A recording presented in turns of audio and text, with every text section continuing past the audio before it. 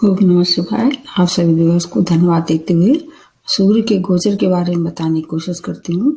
सूर्य अभी कन्या राशि में चल रहे हैं और ये अपनी राशि बदल के 17 अक्टूबर से और 16 नवंबर 2022 तक अपनी नीच राशि तुला राशि में प्रवेश करने वाले हैं।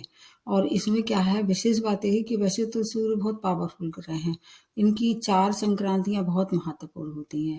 ये हर माह अपनी राशि बदल लेते हैं, लेकिन 4 राशियों को इसलिए ज़्यादा इम्पोर्टेंस दी जाती है, जैसे कि जब ये अपनी उच्च राशि में जो कि मेष है उसमें रहते हैं और जो इनकी कर्क संक्रांति है उसमें प्रवेश करते हैं, एक मकर संक्रांति है वो महत्वपूर्ण है और एक ये तुला राशि में, जबकि ये इनकी नीच राशि है इसमें प्रवेश करते हैं। तो 4 संक्रांतियाँ सबसे ज़्यादा महत्वपूर्ण होती हैं और ये भी देखा गया है कि ये पावरफुल होने के साथ साथ जब ये तुला राशि में आ जाते हैं तो ये अपने आप को थोड़ा-सा कम कंफर्टेबल महसूस करते हैं। तुला राशि इनकी नीच राशि है, शुक्र की राशि है।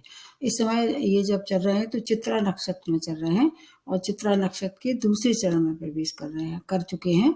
इसके साथ-साथ इस माह जो है 25 अक्टूबर का समय एक ऐसा होगा जो 4 ग्रह एक साथ होने वाले हैं।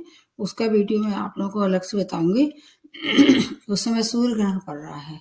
इस दौरान जब 4 ग्रह इकट्ठे होंगे, जो सूर्य है, केतु है, उसके चंद्रमा है और राहु की एक सप्तम दृष्टि पड़ रही है। ये जो फिनोमेना है, जो घटनाएँ हैं, वो सबके लिए कुछ-कुछ संकेत लेके आ रही हैं। सूर्य अपना, वैसे तो देखा जाए, एक अच्छे एग्ज़ाम्पल हैं ये। इनका मतलब एक जीवन से एक बहुत ऐसा अनुभव जुड़ा हुआ है, अगर उसका कोई अनुकरण करता है तो उसको जीवन में कम डिफीट मिलती है। सूर्य का उदाहरण लिया जाता है अनुशासन से। अर्ली मॉर्निंग इनका उदय होता है, सब काम इनके बिल्कुल समय से होते हैं और ये किसी को अपनी रोशनी और अपनी ऊष्मा देने में भेदभाव नहीं करते हैं। पेड़ से लेके और जीव-जंतु और छोटे हर चीज़ का इनका समानता है, इनका जो प्रेम है या इनकी कृपा है, सबको मिलती है। सौरमंडल के सबसे ज़्यादा पावरफुल ग्रह हैं। जहाँ तक मित्रता से संबंध है, इनकी चंद्रमा से मित्रता है, बृहस्पति से मित्रता है, मंगल से भी इनकी मित्रता है, बुध भी इनके समीप ही रहते हैं। तुला राशि शुक्र की राशि है और वायु तत्व की राशि है और सूर्य जो है वो अग्नि तत्व के स्वामी है। तो ये थोड़ा-सा तत्वों के हिसाब से देखा जाए तो ये युति भी अच्छी नहीं मानी जाएगी। मेष राशि में जब ये प्रवेश करते हैं बहुत पावरफुल हो जाते हैं और ठीक उसी तरह जब तुला राशि में प्रवेश करते हैं तो सबसे कमजोर स्थिति में हो जाते हैं। इस समय इनके साथ शुक्र रहने वाले हैं, बुध भी रहने वाले हैं। उसकी वीडियो मैं आपको अलग से बताऊंगी। बस आप इतना समझ लीजिए कि इसमें अभी तुला राशि में जब भी ये आएंगे, शुक्र भी इनके साथ मिलके नीच भंग राजयोग का निर्माण कर रहे हैं और करेंगे और ये इसकी वजह से इनकी जो नीचता है उसमें थोड़ी-सी कमी हो जाएगी। अभी ये बुध के साथ है, तो बुध की स्थिति काफ़ी अच्छी, सूर्य बुध का आदित्य का निर्माण बनेगा, इसमें बन ही रहा है और अपनी राशि बदल लेंगे तो ये शुक्र के साथ आके इनका जो युति बनेगी, उससे इनकी जो नीचता है उसमें थोड़ी-सी कमी आ जाएगी। हालाँकि जो ग्रह इनके पास आ जाता है, समीप आ जाता है, वो अस्त अवस्था में आ जाता है, लेकिन 13 नवंबर के बाद जो है वो बुध उदय अवस्था में आ जाएँगे। उसका वीडियो मैं आपको अलग से बताऊँगी। तो इस समय बहुत से राजयोग का भी निर्माण हो रहा है। राहु की एक दृष्टि जब इन पे पड़ती है तो एक ग्रहण का निर्माण होता है, जो कि 25 अक्टूबर को बहुत कहना चाहिए आंशिक रहने वाला है, लेकिन अच्छा नहीं मानते। ग्रहण जो है वो ज़्यादातर राशि वालों के लिए कुछ शुभ संकेत लेके नहीं आते हैं। उसका आप देख लीजिए। जो राशियाँ इनके प्रभाव में होंगी सूर्य ग्रहण के, उनको थोड़ी-सी सावधानी रखनी पड़ेगी। और सूर्य की एक दृष्टि होती है सप्तम दृष्टि, जहाँ से बैठते हैं वहाँ से अपने सामने की ओर ये दृष्टिपात करते हैं। तो तुला राशि में जब ये बैठेंगे तो इनकी एक दृष्टि जो है वो मेष राशि पे, सभी राशियों में पड़ेगी, जो कि उच्च दृष्टि है। इसलिए उसका भी आपको थोड़ा-सा अशुभता में कमी होगी। जबकि कोई ग्रह अपनी उच्च दृष्टि से देखता है तो उसके प्रभाव में उतनी नीचता नहीं रहेगी। गोचर में जब भी ये कभी भ्रमण करते हुए आपके तीसरे छठ में, उसके बाद 10वें और 11वें भाव में गोचर करते हुए आते हैं, तो थोड़े-से इनकी अशुभता में कमी आ जाती है। सूर्य ग्रहण का जो है तो उसका आपको देखना चाहिए। अगर आपकी राशि के लिए खराब है तो उसका मैं उसमें रेमेडी भी बताने वाली हूँ। इसमें भी रेमेडी सबसे लास्ट में बताऊँगी। अब आपको अलग-अलग राशि के हिसाब से देखना चाहिए कि आपके लिए ये कहाँ कितने शुभचिंतक हैं या कितने आपको परेशानी देने वाले हैं। सूर्य को मान का, प्रतिष्ठा का, आपके पिता का, आत्मा का, ऐसी चीज़ों के लिए उत्तरदायित्व माना जाता है।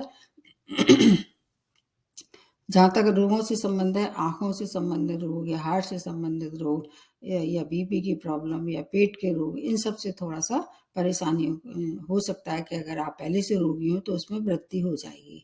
सूर्य की स्वयं की राशि जो है वो सिंह राशि है। तो ये भी देखना होगा कि आपके स्वामी राशि इनके मित्र हैं या शत्रु हैं या इनके साथ सब संबंध है।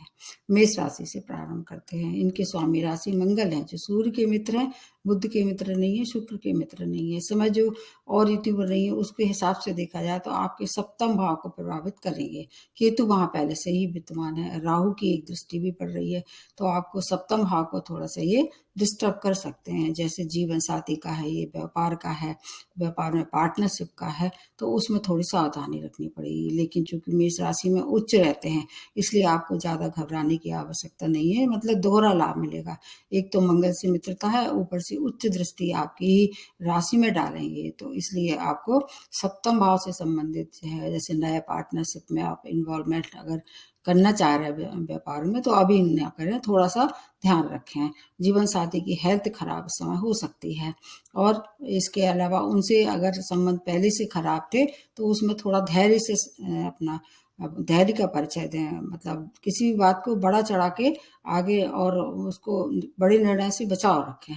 संतान, शिक्षा, स्टूडेंट, इन सब में थोड़ी सी अपनी परेशानी का सामना करना पड़ेगा, क्योंकि फिफ्थ भाव की लॉर्डशिप है, इसलिए उसको भी प्रभावित करेंगे। प्रेम प्रसंग है, जैसे चल रहे थे उसको वैसे ही चलने दें, कोई भी बड़े निर्णय ना लें। और स्टूडेंट को अपनी स्टडी पे फोकस करना बहुत ही आवश्यक हो जाएगा।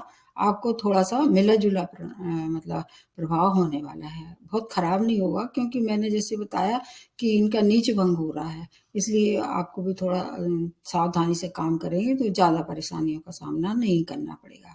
उसके बाद आ जाते हैं वृषभ राशि। स्वामी राशि शुक्र है, और आपके मतलब 6 भाव में, 6वें भाव में ये गोचर कर रहे हैं।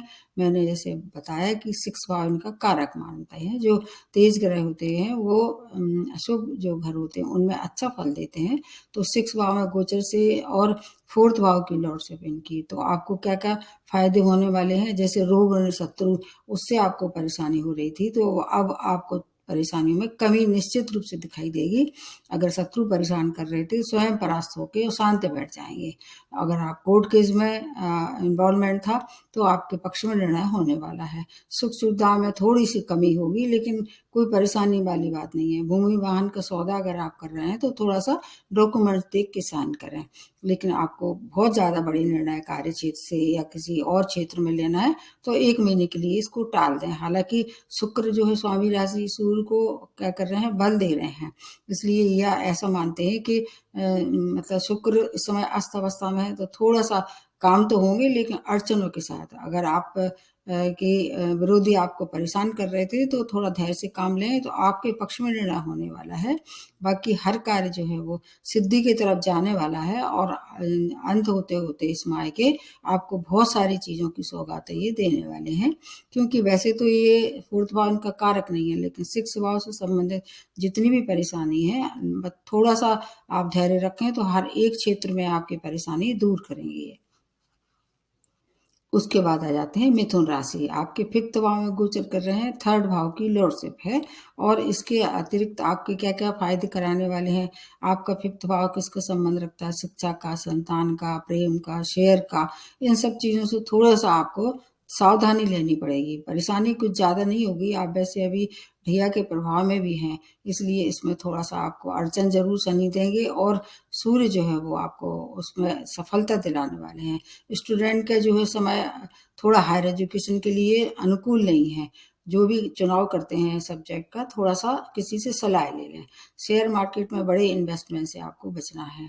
कार्यक्षेत्र के लिए ये समय मिला-जुला रहने वाला है। जैसा चल रहा है उसको वैसे ही चलने दें, किसी से वाद-विवाद ना करें और किसी भी नए कार्य की शुरुआत ना करें। स्विच ऑफ ना करें अपना पुराना जॉब है और नए काम की शुरुआत इस समय ना करें तो ज़्यादा अच्छा है आपके लिए। संतान की तरफ से कोई परेशानी आ रही थी तो उसको विवेक से काम लें। आय में थोड़ी-सी कमी दिखाई दे रही है। थर्ड भाव इस आपके छोटे भाई-बहनों का है, तो छोटे भाई-बहनों से भी मनमुटाव ना करें। इसके अतिरिक्त आपके जो पूर्व के किए हुए कर्म हैं, उनका इस समय आपको फ़ायदा मिलेगा। इसलिए आपके लिए ये समय मिला-जुला रहेगा। ज़्यादातर राशि वालों को बहुत घबराने की आवश्यकता नहीं है, क्योंकि स्वामी राशि बुध और सूर्य परम मित्र हैं। इसलिए आज समय सूर्य बुध का आदित्य योग का भी निर्माण हो रहा है, तो उसका लाभ आपको मिलेगा। उसके बाद आ जाती है कर्क राशि। कर्क राशि स्वामी राशि चंद्रमा है और चौथे भाव में गोचर कर रहे हैं आपके, और सेकंड भाव की लॉर्डशिप है। तो आपके क्या-क्या फायदे कराने वाले हैं? चौथे भाव से एक दृष्टि इनके आपके कार्य क्षेत्र पे पड़ेगी। वहाँ थोड़ी-सी आपको वाणी पे नियंत्रण रखना पड़ेगा। किसी से भी वाद-विवाद ना करें। इधर सेकंड भाव भी वाणी का है, तो वाणी में थोड़ी-सी निष्ठुरता, उग्रता आ सकती है और बचत में सेंध लगा सकते हैं। लेकिन आपको संपत्ति से संबंधित कोई कार्य अगर रुका हुआ था, उसमें कुछ सफलता दिखाई दे रही है। थोड़ा-सा आपको मानसिक क्लेश बढ़ाने की स्थिति में रहने वाले हैं। माता-पिता और ससुराल पक्ष से कुछ जो मनमुटाव चले आ रहे थे, उसमें थोड़ी-सी वृद्धि दिखाई दे रही है। आपको अपने बॉस से थोड़ी-सी परेशानी हो सकती है। ना तो अभी आपको किसी को पैसा लेना है किसी को, ना पैसा किसी को देना है। यात्राएँ भी हो सके तो इस समय टाल दें। कुछ समय के लिए थोड़ा-सा अपने रिश्तों पे विशेष ध्यान दें। चाहे आपका जीवन साथी हो, चाहे आपके भाई-बहन हो, चाहे मित्र हों, सब हर तरह के रिश्ते सेकंड भाव से देखते हैं, तो उन सब पे थोड़ा विचार करें। किसी से भी बोलें तो सोच समझ के बोलें। किसी से भी अपशब्द का इस्तेमाल ना करें, अन्यथा आपको फिर हानि हो सकती है। आपको मतलब हो सकता है कि किसी की कोई आपका अपमान कर दे, इसलिए वहाँ थोड़ा-सा आपको ध्यान रखना चाहिए। उसके बाद आ जाते हैं सिंह राशि। स्वामी राशि सूर्य है, थर्ड भाव में गोचर कर रहे हैं, ये भाव भी अच्छा है और स्वामी राशि भी है। सबसे ज़्यादा पावरफुल है, लेकिन इस समय थोड़ा-सा अनकम्फर्टेबल है, नीच राशि में है, तो इसलिए आपको थोड़ा आत्मबल में कमी के साथ-साथ कार्य पूरे होंगे और किसी से भी गलत शब्द का इस्तेमाल न करें।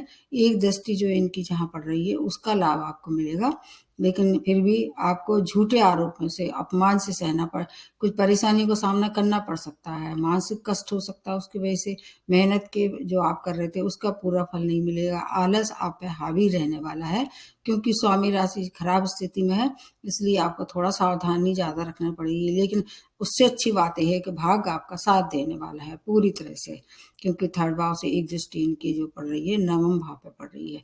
भाग्य से हर काम जो है वो संपन्न होंगे और हर एक समस्या का समाधान होगा। समस्या तो आएगी, लेकिन उनका कुछ-कुछ समाधान आप निकाल ही लेंगे। बिज़नेस पार्टनर से आप बिल्कुल भी अभी-तभी ना करें। वैसे तो और चीज़ों में देखा जाए तो आपका जो चेंज होगा वो पॉज़िटिव होगा। मानसिक कष्ट है थोड़ा, निकल जाएँगे उससे। आपको रेमेडी मैं सबसे बाद में बताऊँगी। उसके बाद आ जाते हैं कन्या राशि।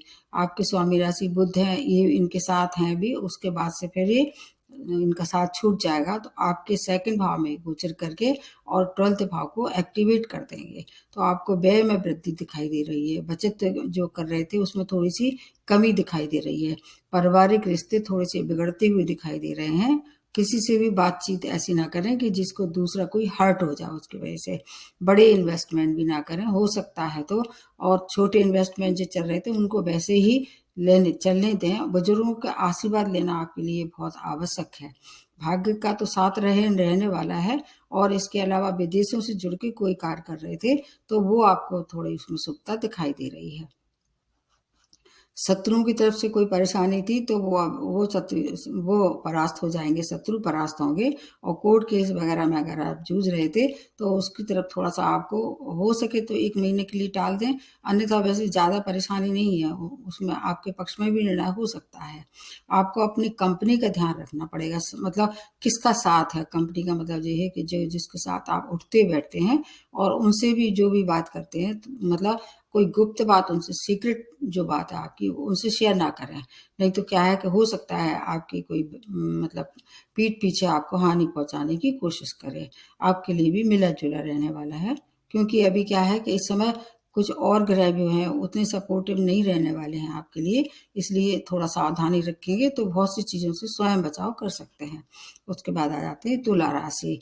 आपकी राशि में ये ग्रहण भी पड़ने वाला है, सबसे ज़्यादा परेशानी तुला राशि वालों को होने वाली है, वो भी आपके लग्न में। लग्न का मतलब होता है आपका पूरा व्यक्तित्व, आपकी पूरी पर्सनैलिटी, और इस समय केतु भी आपकी राशि में है, तो आपके मतलब दोहरा आपको थोड़ा सफा वो होगा, कहना परेशानी का सामना करना पड़ेगा। 11वें भाव की लॉर्डशिप है तो आपको लाभ में कमी होगी, आत्मबल में कमी के साथ साथ आपके जो भी कार्य करते हैं हर काम में अड़चने आएंगी, लेकिन फिर भी क्या है कि स्वामी राशि शुक्र है और शुक्र इस समय इनके साथ हैं, इसलिए कार्य क्षेत्र में तो आपको कोई परेशानी नहीं होगी। आपको बस वाद विवाद किसी से भी नहीं करना, मतलब भिड़ना किसी से भी नहीं है, जबरदस्ती किसी से लड़ाई नहीं करना है, और अपने खर्चों पे नियंत्रण रखना है, और आमदनी जो है अगर जैसी बन रही है उसको बैलेंस करके चलना है, मतलब आय व्यय का जो है वो आपको थोड़ा सा ध्यान ज़्यादा रखना पड़ेगा।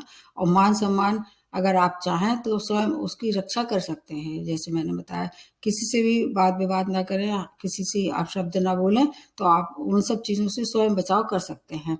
किसी पे भी अति आत्मविश्वास ना करें, और अगर बीपी के हार्ट की समस्या पहले से चली आ रही है तो आपको विशेष सावधानी की आवश्यकता है। तुला राशि वालों पे ग्रहण का भी रहेगा इस समय प्रभाव, और ये जो अभी जो सूर्य है ये भी आपकी राशि में नीच हो रहे हैं, तो आपको हेल्थ के संबंधित कुछ परेशानी चली आ रही थी, आंखों से इस तरह से कोई परेशानी चली आ रही है, आपको बहुत ज़्यादा ध्यान रखने की आवश्यकता है। आपके लिए ये परिवर्तन घातक सिद्ध हो सकता है। उसके बाद वृश्चिक राशि, स्वामी राशि मंगल है जो सूर्य के मित्र हैं, और 12वें भाव में गोचर होकर 10वें भाव की लॉर्डशिप है, तो आपको विदेश से संबंधित कोई कार्य अगर आप कर रहे थे तो वो आपके लिए सफलता दिखाई दे रहा है। बाकी व्यय में अधिकता हो सकती है, कार्य क्षेत्र में बड़े निर्णय ना लें, हालांकि 10वां भाव इनका कारक भाव है, यहाँ आके ये दिग्बली हो जाते हैं।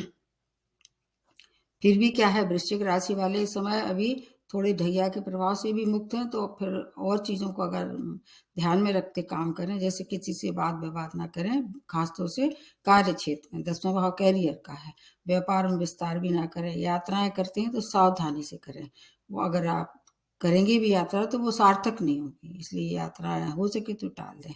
मैरिज लाइफ में डिस्टर्ब दिखाई दे रहा है, क्योंकि ऐसी स्थिति का जो सामना करते हैं, जैसे वृश्चिक राशि है, ये राशि इस पे वैसे ढैया का प्रभाव भी कम है, लेकिन एक बार शनि की चाह थोड़ी बहुत मतलब हो जाती है, प्रभाव आ जाता है, तो आसानी से वो फिर आपका पीछा नहीं छोड़ते हैं। शत्रुओं से हानि हो सकती है, अपमान का सामना करना पड़ सकता है, आपके लिए भी समय अच्छा नहीं है, और व्यय की अधिकता दिखाई दे रही है। आप हो सकता है कि बीमार हो जाए, उस पर मेडिकल एक्सपेंस दिखाई दे रहे हैं। कुल मिला के ये कि वृश्चिक राशि वालों को भी सावधानी भरा समय है। 17 जनवरी तक तो फिर भी आपको उतनी खराबी नहीं है, 17 जनवरी के बाद आपको थोड़ा ज़्यादा परेशानी का सामना करना पड़ सकता है, हेल्थ से रिलेटेड खास तौर से।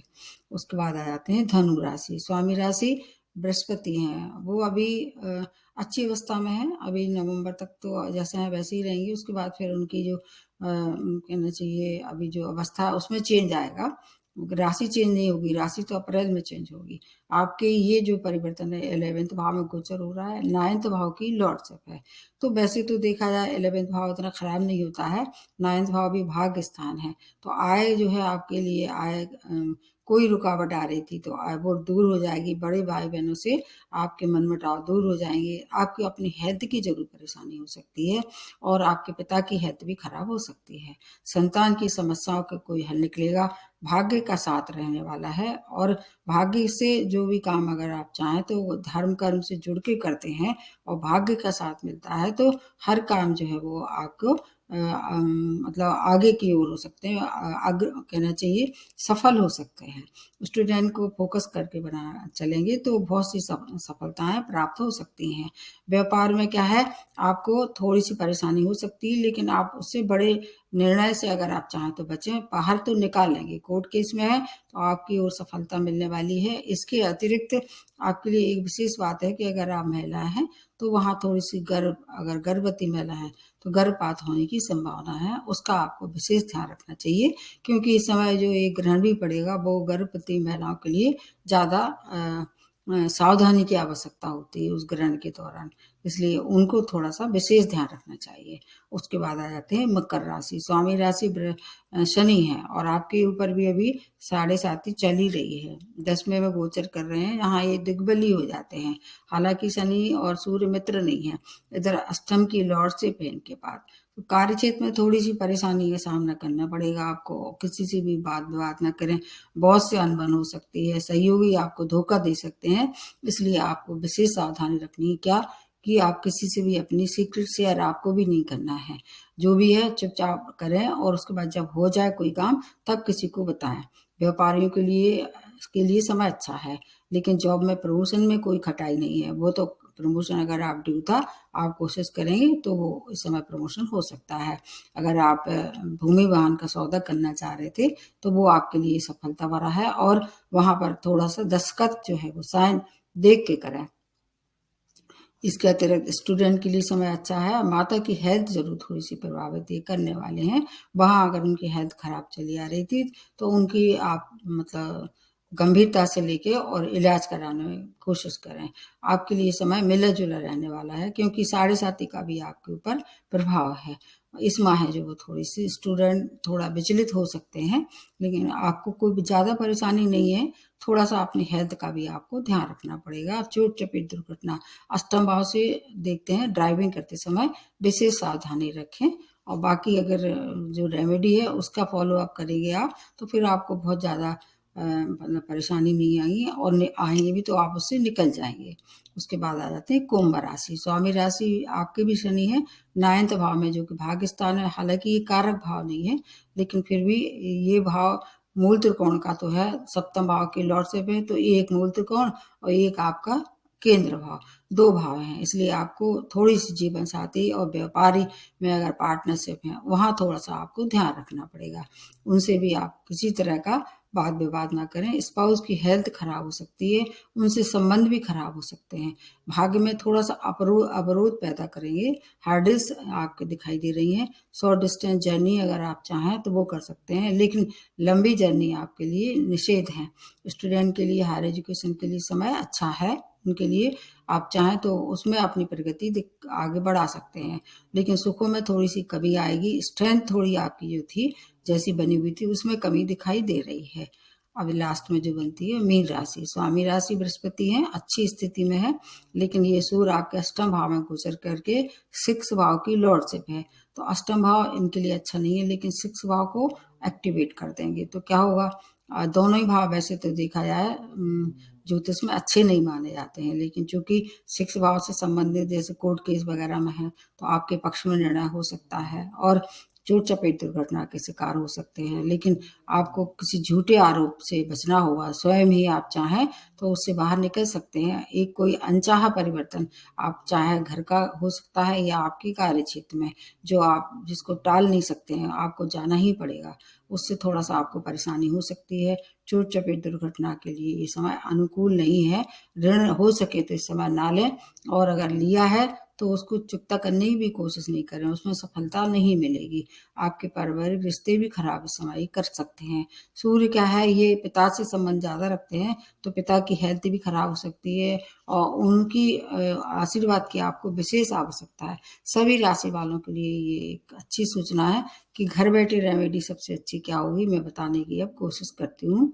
देखिए, अगर आप पे 7.5 और ढैया चल रहा है, तो आपको शनि की जैसी आप कर रहे थे, वो तो करना ही करना है, उसमें कोई कमी नहीं रखना है।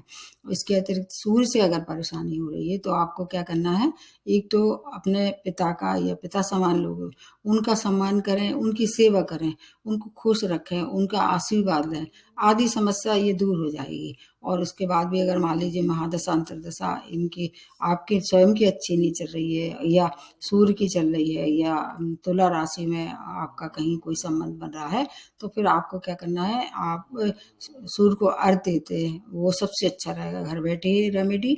इसके साथ-साथ आपको अपने जैसे सूर्य के मंत्र कर सकते हैं, आदित्य हृदय स्तोत्र का पाठ कर सकते हैं और गेहूँ का और गुड़ का दान अगर रविवार को करें और सूर्य के नक्षत्र में करें तो बहुत ही ज़्यादा अच्छा होगा। सूर्य के नक्षत्र आप देख सकते हैं, ऑनलाइन आप सर्च करके, उसमें अगर कोई भी परेशानी है, आपके नेटल चार्ट में सूर्य पहले से ही नीच राशि में है और अगर गोचर में अच्छी स्थिति में तो है ही नहीं है ये, तो इन सब बातों का अगर आप ध्यान रखें तो आप बहुत सी चीज़ों का स्वयं बचाव कर सकते हैं। और इसके अतिरिक्त कुछ भी नहीं कर सकते हैं आप, तो आप सूर्य नमस्कार कर सकते हैं। वो आपके लिए, हेल्थ के लिए, आपके पिता के, अपने परिवार के लिए, सबके लिए ये जो रेमेडी बता रही हूँ सबके लिए अच्छी रहने वाली है।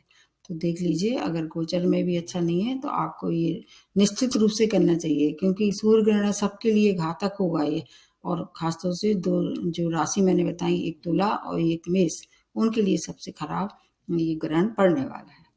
तो आज यहीं समाप्त करते हैं। नमस्ते और धन्यवाद।